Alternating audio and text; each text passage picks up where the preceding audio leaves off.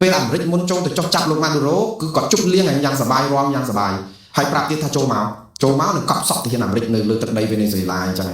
គឺមានប្រព័ន្ធជ្រួតការពារទ័ពអាកាសដ៏មហិមារបស់វេណេស៊ុយអេឡាអញ្ចឹងតែដល់តែពេលទាហានអាមេរិកចុះទៅព្រឹបវាយប្រាវអត់មានស្លាប់ទាហានអាមេរិកសូម្បីតែម្នាក់ចាប់មេដឹកនាំរបស់ប្រទេសមួយបាននឹងប្រពន្ធពីលំនៅឋានអត់មានស្លាប់ទាហានអាមេរិកសូម្បីតែម្នាក់មិនធម្មតាទេរឿងនេះប្រតិបត្តិការនេះបើគ្មាននរណាក្រៅពីយោធាអាមេរិកគឺធ្វើមិនបានទេ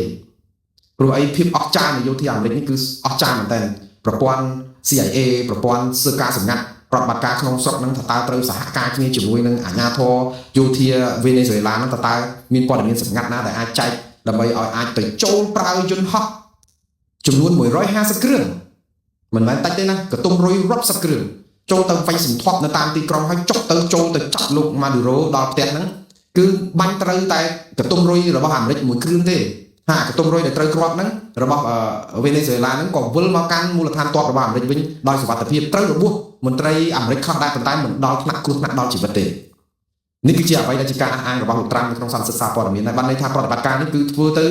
សន្ធាប់បានជោគជ័យដោយមិនចំណាយកម្លាំងជីវិតមនុស្សឬក៏កងកម្លាំងប្រដាប់អាវុធអាមេរិកសូម្បីតែម្នាក់ហើយចាប់បានលោកម៉ាឌូរ៉ូនិងប្រពន្ធយកមកទីក្រុងញូវយ៉កមកដល់ពីម្សិលមិញយកទៅដាក់ឃុំឃាំងនៅបរិយាញូវយ៉ករងចាំការកាត់ក្តីព្រឹត្តិការណ៍ដែលកើតឡើងនៅវេណេស៊ុយអេឡានេះគឺគេច្រើនតែលើកឡើងថាទីកើតឡើងនៅប្រទេសកម្ពុជាខ្ញុំថាការប្រៀបធៀបប្រទេសកម្ពុជានៅក្នុងស្ថានភាពដ៏លំបាកបែបនេះថ្នាក់ដឹកនាំកម្ពុជាច្បាស់ជាខឹងសម្បាហើយព្រោះអីយើងដឹងហើយកម្ពុជាសពថ្ងៃកំពុងតែរងរកម្មចិត្តសម្បើមណាស់ទាហានយើងស្លាប់កោជើងប្រជាពលរដ្ឋខ្មែរស្លាប់រាប់សិបនាក់ការជំលៀសប្រជាពលរដ្ឋជនភៀសសឹកបាយទឹកបញ្ហាសេដ្ឋកិច្ចបញ្ហាពលករនីចំណាក់ស្រុកអត់ការងារធ្វើបញ្ហា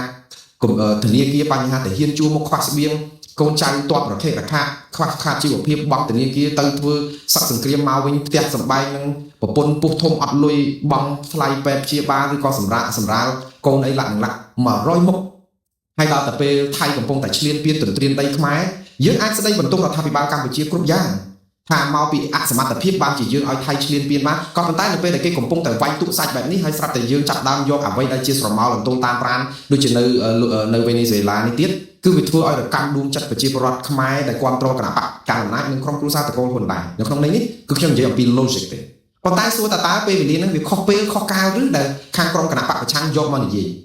អត់ខុសទេព្រោះជាពេលវេលាមាសឱកាសមាសសម្រាប់ក្រុមគណៈបកប្រឆាំងក្នុងការដែលបង្ហាញអំពីការដែលសក់ចាំតាមសងសឹកឲ្យតែមានឱកាសដោយសារការធ្វើទុកបុកម្នេញគណៈបកប្រឆាំងនឹងវាយូរឆ្នាំពេក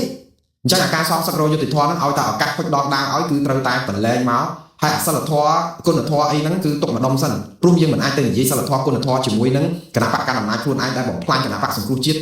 អត់មានគុណធម៌អត់មានសិលធម៌ដូចតែគ្នាដែរហ្នឹងដូច្នេះអានេះគឺជាឱកាសសងសឹកទេ